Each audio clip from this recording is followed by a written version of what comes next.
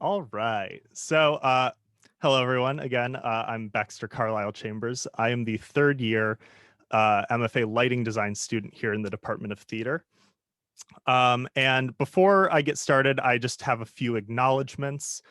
So I want to say thank you to Erica and the rest of Purdue Galleries for helping us put this event together. I appreciate all of your help in this.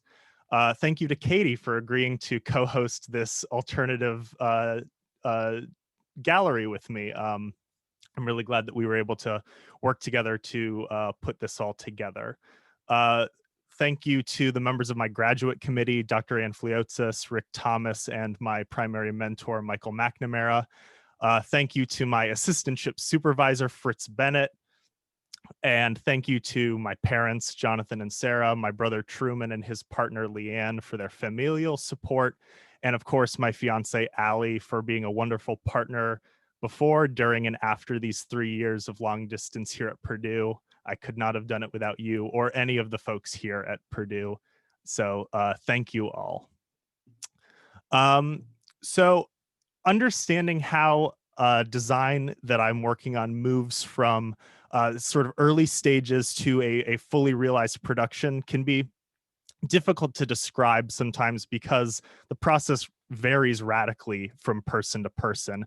But for me, lighting is, in essence, everything that we see, and design harnesses this act, this sort of physical, in the scientific sense, process, and delineates it over time. So broadly, design for theater is, I like to say, dramaturgy for a curated world.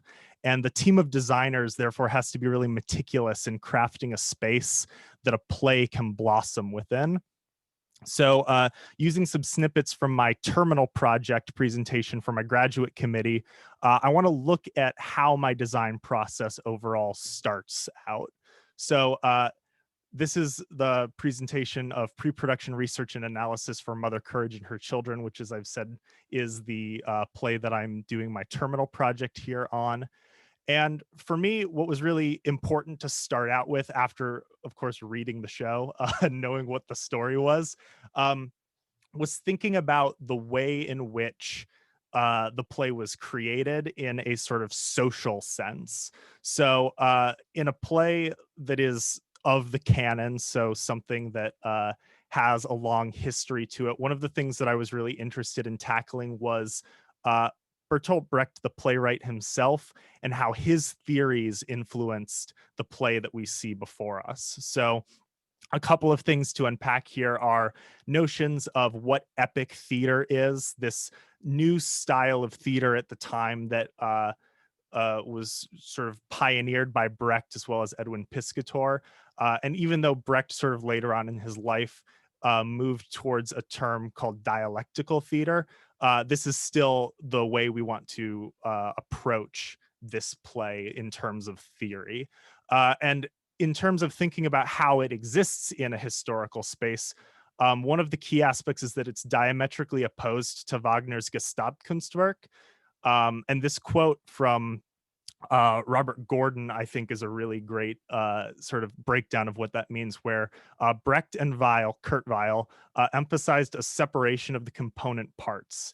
Every art form employed in their new type of musical drama, music, lyrics, dialogue, dance, visual art, would stand in ironic juxtaposition to the others. And by interrupting the flow of the dramatic action with projected surtitles announcing the outcome of each scene, abrupt changes in lighting to signal break between dialogue and song, and actors stepping out of the scene to sing directly to the audience. So these are all tools that Brecht and Piscator were thinking about as a way of breaking down the sort of illusory creation of theater and creating a theater that is about ideas primarily, and is about setting up a way in which the audience is forced to grapple with the ideas that the play is tackling.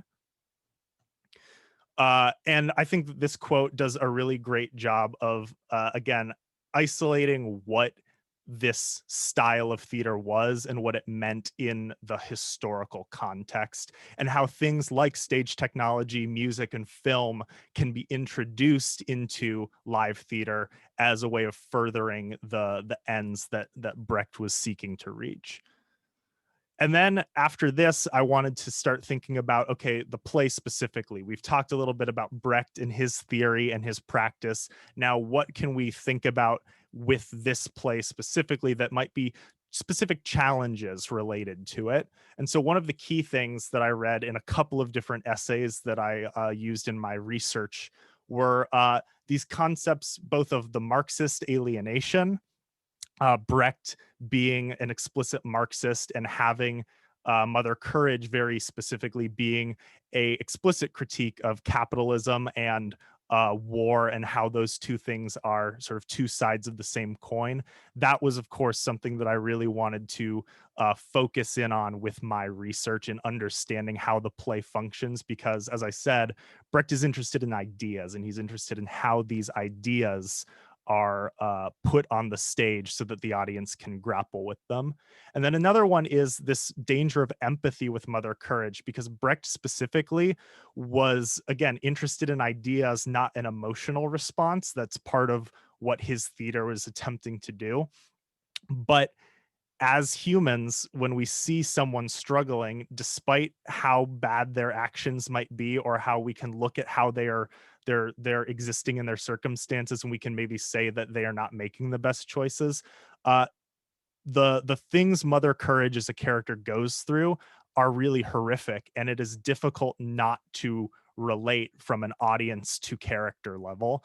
And so this is something that you have to grapple with when you're producing this play, is how you deal with not only this specific instance, but the way audiences are typically conditioned to react emotionally to the stories that are being presented to them.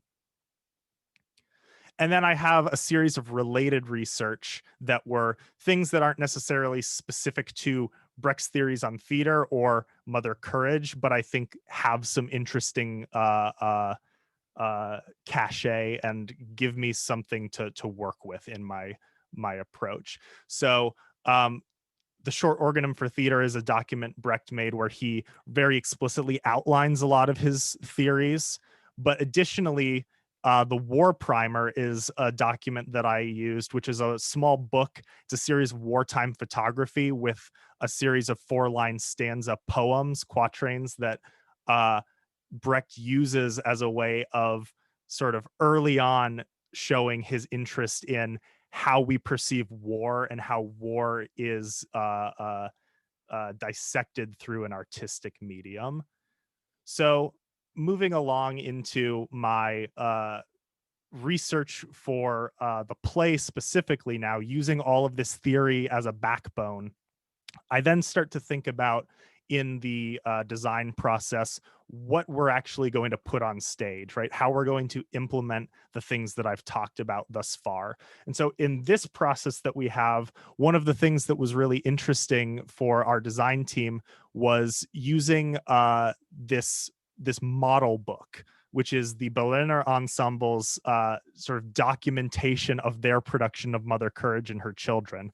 And for us, the idea of this production and this artifact, the physical book, and the sparseness that is part of the design that is being documented here, was something that we wanted to sort of use as a starting point for ourselves in our design. And for me, the lighting design is a way of trying to bridge the gap between the world pictured and conceived by Brecht and his contemporaries and the modern world of stage lighting, and the way we can harness light in new technological ways. So the evolution of light is one which can sort of broadly be characterized as developments in artificial illumination which provide finer and finer control. And this can be noted in something as simple as the difference between an oil flame and an RGB LED. And ultimately, they serve similar functions, but there are sort of qualitative and quantitative differences between them. And so for us, for this production, it was starting in this world of neutrality, which is sort of defined by infinite possibility. Anything can occur in this space on this stage. And thinking about different qualities of light, texture, and focus.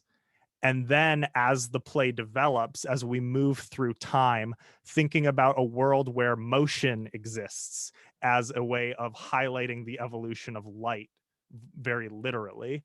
and thinking about light as both form and function, the sort of casting of light and the fixture itself, the artifact, the object, and a world where we can explore color that isn't naturally occurring in light that we might typically observe, and how it's integrated into the structures of the world itself.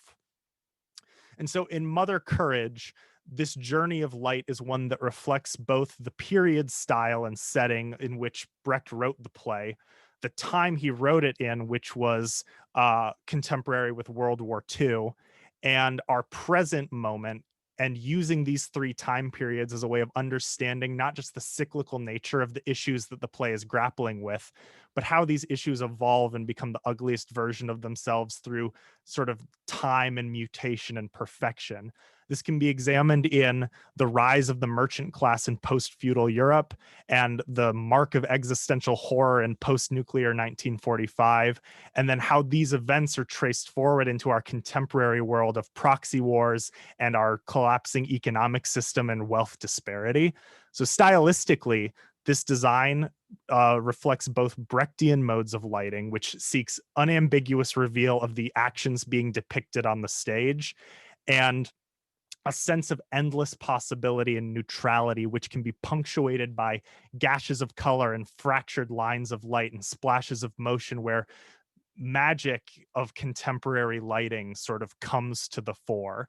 And this is aesthetically distinct, but it's in keeping with this philosophy of distancing, whereby we think about the specific journey through the periods here in Mother Courage. Now, beyond this sort of theoretical and aesthetic description, these contrasting styles and the forward momentum of the timeline echo the sense that the more things change in Mother Courage, the clearer it becomes that the core of the issues remains constant, and this machine of capitalism that makes the world starker, and the horror and chaos brought by war, this murkiness of the path forward, and the simplicity of this former and the chaos of the latter are ultimately two sides of the same coin.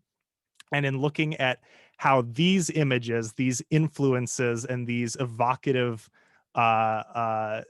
sets of research now are taking on all of the weight of that theory, I will then, in my process, start to develop my own drawings as a way of illustrating to the team and to the director, what does this lighting look like, right? I can talk and talk and talk, but we now need to sort of see what it is actually going to be. And so we begin in a world of soft sepia pulled from this dusty model book itself. And early on, with the death of Courage's first son, there's a sense of unease as the softness gives way to starkness and to anachronisms in the lighting and in the world that we've seen so far. And this is furthered as Mother Courage steps down stage to sing the great song of capitulation, and we dip into a sort of explicitly presentational style of lighting. And the funeral procession marches on, and we have compositions of blocky color coming into the design. And Courage's business is booming in scene 7, and we reach new heights of the former with subtle twists on the style. And in scene 9, the levee is broken, and we have these technicolor streets that painting the sky as we continue to hurtle into the modern period.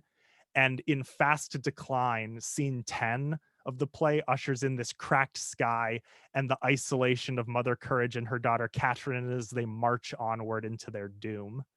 And Catherine's sacrifice is ultimately this travel of a paradox through violent beauty and a fever pitch which builds and snaps and crashes down into complete desolation as Mother Courage is left alone and is compelled to march onward as time progresses. And so for me, what's really interesting about Mother Courage as a play, and what's interesting sort of writ large to me in theater, is thinking of ways in which we can blend these aesthetic considerations, a really heavy practice in theory, and a really sort of explicitly collaborative process, which I hope you'll see when Katie starts to present some of her work, because what I love about theater is the collaborative aspect and the team aspect of making a piece of art with a group of people who have skills that are very vast and broad and who come from places that are different than where I come from and who have ideas that I could never have dreamed of. And for me, what's ultimately really uh, uh, interesting about lighting is its immateriality, and that as lighting moments pass, as our cues go through a show, as we tear down a show, it will never exist again as it did in that moment, but it still was beautiful, and there was still something really wonderful and really elegant in that moment. And with that, I will pass the mic figuratively over to my friend Katie Cardinalli. So thank you.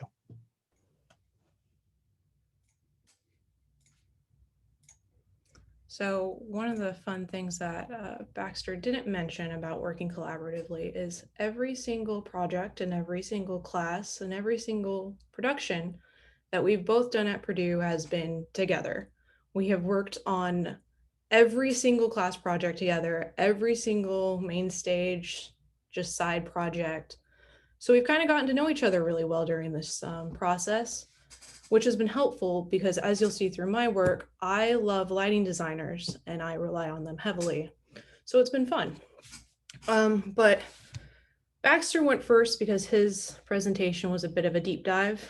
And typically in the theater presentation, scenery goes first. So we decided to switch it up a bit. So my process.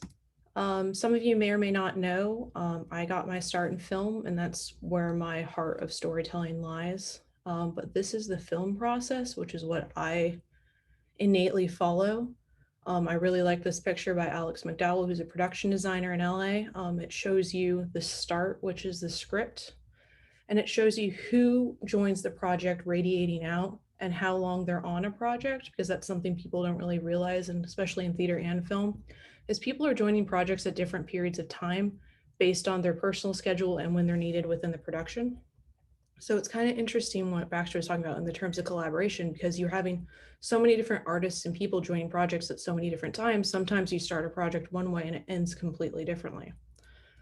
So my personal way that I approach this is a version of that. And this isn't in any particular order. It kind of happens as needed when needed.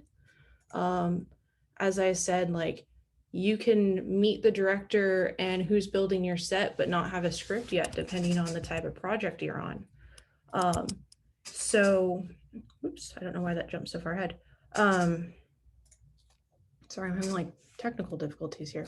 But I like to read the script. I like to hypothetically meet as much of the team as possible, and then kind of deep dive into what I'm thinking about the world and how I'm sort of experiencing it before I start to share it with other people, because I kind of want to figure out where I personally am starting to view the world.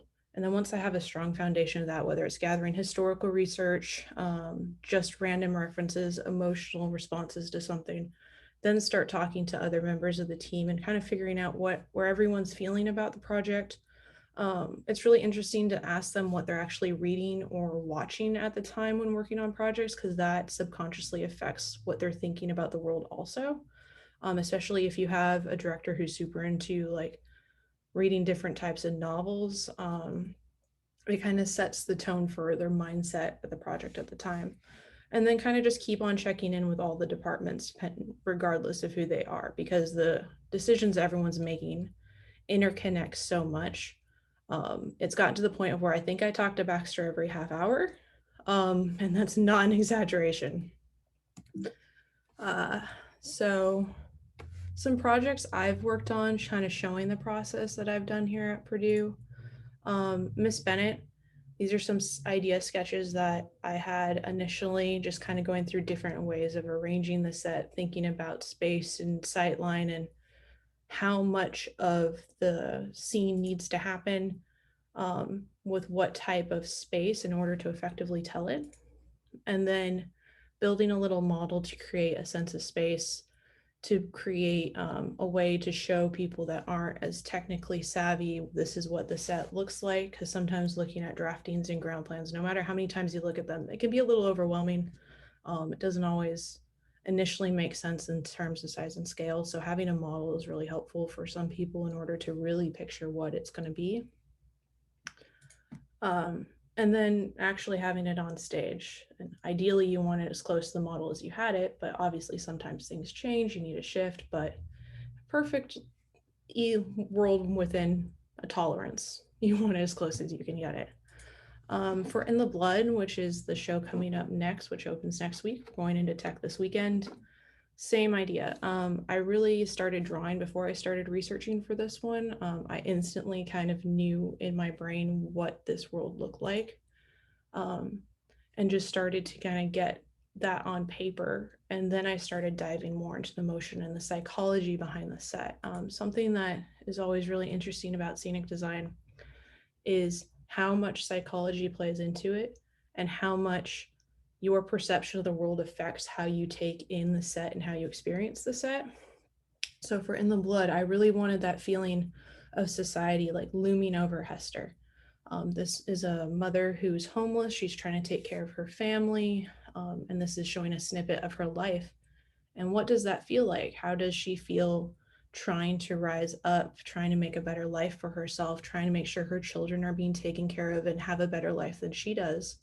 And how can I scenically represent that as her struggle and her burden and something she's trying to work through? And so for us, we decided having a low tunnel, having a bridge that can almost hit Baxter in the head, and height wise, as something that it's just there, but not quite, that it's constantly overhead and constantly a stress and burden on her. And again, it's really nice when it kind of turns out like the model. It's very exciting. So for Mother Courage, as you kind of heard the whole backstory behind that with Baxter, I was really interested in the terms of the history and in terms of how this issue of war and capitalism has shifted through time. So for me, I started really using the set dressing and the historical references that audience members would take, like this is clearly an older wagon, it's covered, it's got the hoops, and showing the shift of time through the set dressing and the props. So as the show continues, you see they're more in like a bar, army inspired area. The wagon changes and the space and the sets and the other elements change to kind of show that this is moving through time. This is something that, yes, happened during the 30s-year war. It happened during World War II, and it's still happening today. So that's something that's fun to play with. Another thing that I am heavily involved with in terms of art department is props. Props is fun because you can do anything and everything. And if you're able to have multiple skills and you're not really quite sure what interests in you in life, props is probably a good career for you. You do everything and anything. So some fun props I've worked on. I did a 3D bust for Nell Gwen. I found a 3D model online. I edited it and adjusted it. We printed it in 12 different sections so it would fit within the 3D printer at Walk, so the school's 3D print lab that's available for students to use. We collected those pieces, primed them, sanded them, and then Jake Wood, the Scenic Charge, did this really awesome marble effect on it. So from 40 feet away, it looked just like a marble statue. It's also still on display in POW if you're able to get to POW. I built a scepter for the same show for Nell Gwen. This is a scepter that the king uses. It was kind of hard during the live stream to kind of see it up close, which is why I included this, but it was this really awesome, completely encrusted, bejeweled piece. It's all built from fake rhinestones and lamp parts. So it was really easy to assemble. It just took forever to glue rhinestones to it. This is a prop that I built 2 years ago over the summer that never hit stage. So sometimes you build these really cool things and they never see the light of day. That's okay. But they wanted this gold chain to like pop up out of this briefcase for Comedy of Errors. And they decided they wanted this like 2 hours before the show opened. So we built it, it worked, we handed it over, and then they're like, we're actually okay. We've decided we don't need that now. So sometimes it doesn't always work out, but you still get some really interesting portfolio pieces from that. Other times you kind of have to resculpt antlers on a boar. You'd never know really what you're going to do each day. So I spent about 4 hours one day with this really cool resin plastic where you put the two pieces of clay together and you sculpt it into the shape that you want, and it'll harden in about an hour, and you don't actually need to cure it in an oven. But this was for the Ring Cycle at the SF Opera. The props lead, Lori, kind of called me into her office and was like, hey, so you're somewhat handy. You want to go mess around with a boar for a day? So that was a lot of fun, something you don't typically get to do interact with. But something that is really important to me, regardless of what department I'm working in, whether I'm working on a set dressing for film or whether I'm doing props or scenic design, it's really important to remember that you're kind of a therapist. You're taking in all this information from lighting, sound, other parts of scenic, directorial, stage manager, and you're getting all this information. And you're trying to make sure that the product you provide is what the vision of the show is, and that the story is being told in the most effective way that it can be. And that you're able to shift and move and adapt to what it needs to be in order to tell that story. And it's also really good to keep caffeinated, regardless of what job you're on. So thank you.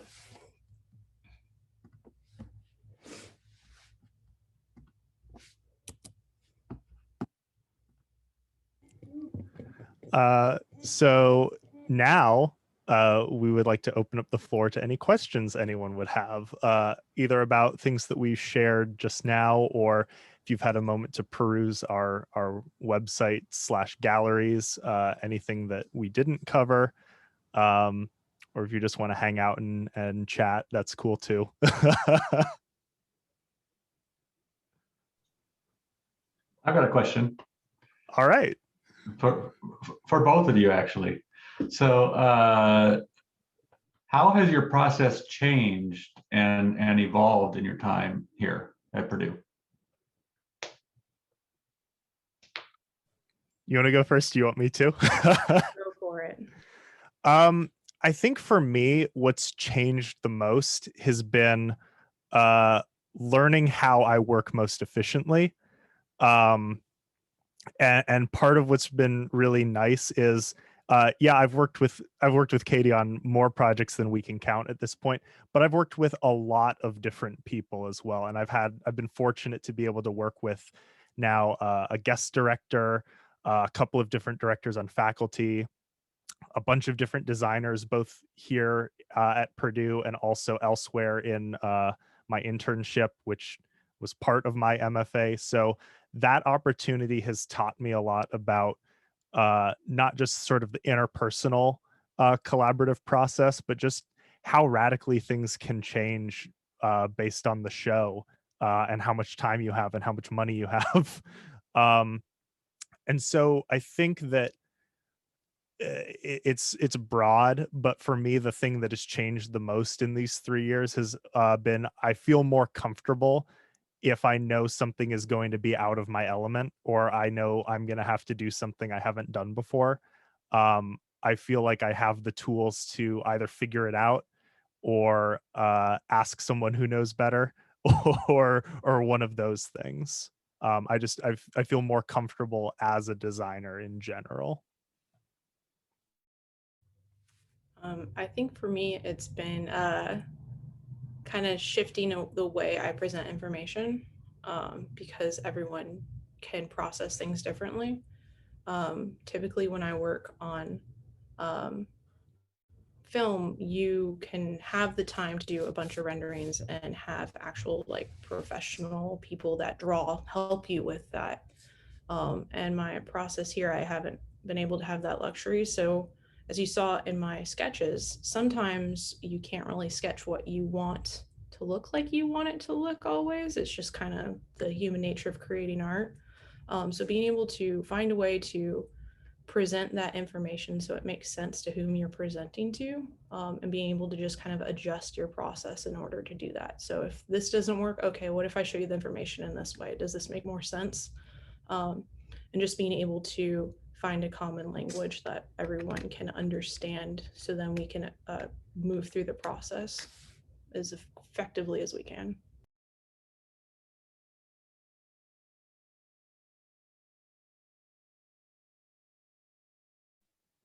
That's actually, oh, go ahead, Jody. By all means, if you had something you were going to add, go ahead. I was just going to say my kind of joke answer that's not really a joke is that I never drew anything by hand before I came here, and Michael makes us draw. And even though I still don't like a lot of my drawings, it's a really good skill, and I'm glad he made me do it. Okay, so my question is more abstract because, you know, Jody. So my friend was asking about how your process has changed over your time at Purdue. I wonder how much, not necessarily your process has changed, but like as artists, how the past year has impacted, right? Both in terms of COVID and BLM, and it's just, there's the election, there's just been a lot. So I can't imagine it didn't touch you. Yeah. So there's some practical things along with that, and this is a little bit process, but also who I am as an artist, and building a tool set, which is like, I didn't know how to use Photoshop when we got quarantined last March, and I was in Ohio because we were technically on spring break, and I didn't have any of my pastels, and so I had to come up with renderings for In the Blood using software I'd never used. So there are practical considerations like that, but I think other things that it is done is it's made me think a lot about what is really important. And this, I'll use a practical example that dovetails into how I think as a designer. One of which being, so as a COVID example, one of the things that in the lighting department we've been sort of dealing with is how do we physically put up a show? How do we hang all the lights? How do we cable it? How do we do all of this safely? Working with our lab students, and Denise and I working with each other, right? Because it's just a whole new process that we have to take into consideration. And so I've tried to be very conscientious about how I spend my time, and how I as a designer think about what is necessary to put up a show, because I've tried my whole life to not be frivolous in terms of the things that I try to do as a designer, but now more than ever I think it's really important to consider the sort of practical implications of the things that you are asking yourself and others to do. And this is sort of a broader societal question about how do we spend our time as workers, and how do we not waste each other's time and waste our own time and work ourselves to the bone. And I think that we've learned a lot in terms of the joke of, could this meeting have been an email? Well, now a lot of meetings are emails. So it's forced us to, I think, reconsider a lot of the ways in which we work. For me, it's the most immediate thing that kind of sprang to mind when this whole year kind of started was the access to things. Like Baxter was talking about, not being able to go to a store and buy foam core is ridiculously hard as a scenic designer. So like Baxter, I started teaching myself SketchUp while designing a show. It was insane. And sometimes going to meetings to be like, well, can you do this? I'm like, maybe in 2 days. Can you get back to me on that? Because I'm literally teaching myself a whole new program while trying to design the show. Because all my model making stuff was in POW Hall, like all my blades, all my knives, like everything was there. So I wasn't able to really access it. But it's really nice now, because for at least scenic design, as people realize, like, you don't actually physically have to be there to design it, which can be good and bad. It can be awesome because you can work with more people globally than you initially thought you could, but it's also hard because there's some elements that work better in person, specifically when trying to talk about like certain aspects of the theater, especially if you're in a theater that doesn't really have great Wi-Fi, it just constantly keeps crashing. So it can be hard, but it's also nice that people are starting to learn like, oh no, we can actually just kind of touch base and show someone something, either video chatting or mailing someone something. Especially like where I typically work in California, I don't live where I work. So if I don't have to drive 4 hours to a theater to be there for a 15-minute meeting, and now people all have Zoom, it's really awesome to appreciate my time as a person not having to sit in rush hour traffic for 4 hours, and their time in that they probably also are commuting to wherever we're going. But it's also hard because you can just pop into a Zoom meeting. Your people think you're more accessible than you sometimes are. I mean, I'm sure we all know we all have lives and need to be able to deconnect and kind of like go to the store and buy groceries sometimes, but figuring out how to balance all that, especially this past year, and while in graduate school, has been fun.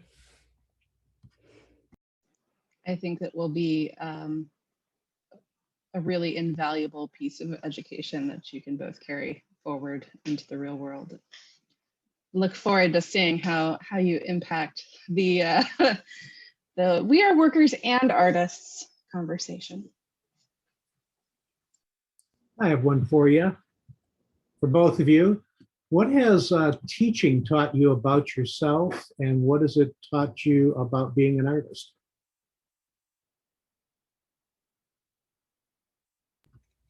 I can take this one. I actually taught before coming to Purdue. I used to teach high school technical theater. And so you kind of learn how much people grow from high school to college and how much they don't grow from high school to college. But I enjoy teaching. The one thing I kind of love about teaching scenic design, because you need so many skills to do it, is how people think. Like I kind of said in my presentation, I've had students turn in these really epic scenic designs that I never would have thought of. And it's really exciting to see them get passionate about it and see them really start to explore the way that they think and the way that they represent the world, which is sometimes gets lost when working specifically in the entertainment industry or any industry, because you sometimes are working with people that have lost that and they don't see the world that way anymore, and they are a little jaded, and it's hard to sometimes reignite that in yourself. So it's really exciting to see them get excited about something, and it's also fun to teach them how to build things in the shop. I started as a craftsman, and I started in a scene shop before I started designing. So it's really fun to like teach them how to use tools and see what they come up with, because I can just give them a project like, I need a telescope. I've got this pile of PVC. Have fun. Let's see what you can do. Let's see what you come up with. Don't glue your fingers together, which is a common problem in the scene shop. But it's fun to see what people create. Yeah. Something I'm really happy about with Katie is she's taught 164 times in her 3 years here. So we put her to the test, and she's done a fabulous job of recognizing skilled or talented undergrads and getting them involved in production. That's been really great. I would say, I think that the things that I've really appreciated about having teaching as something that is part of our time here is what Katie has said, right?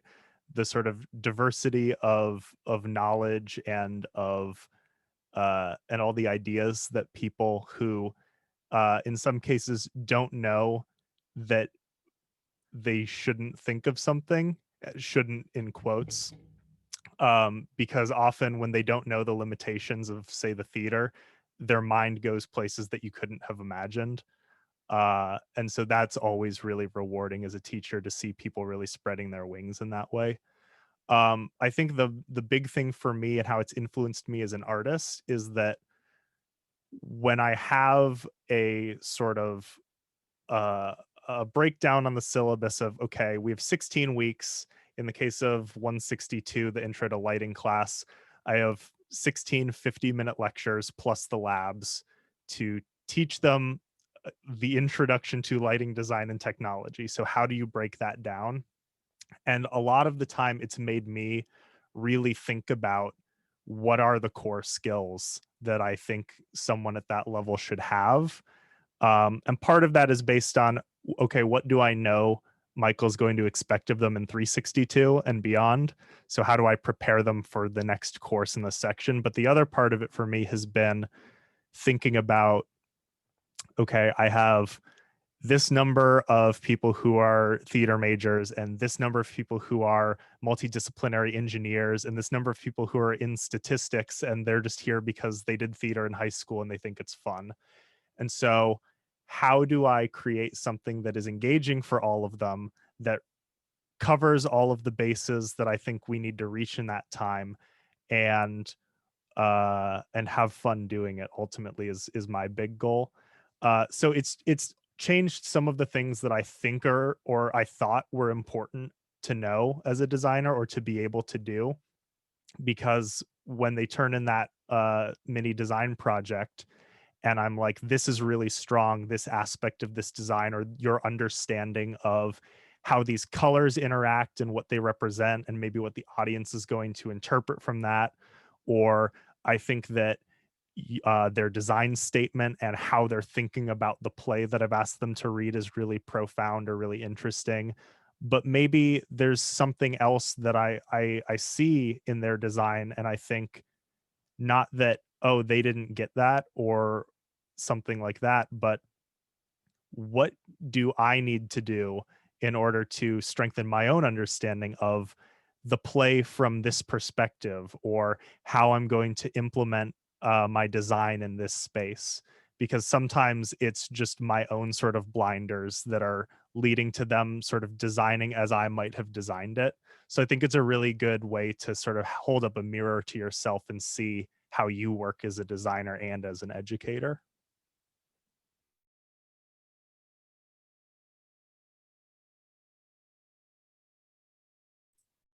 So it's been a hot minute since I've seen or talked to both of you.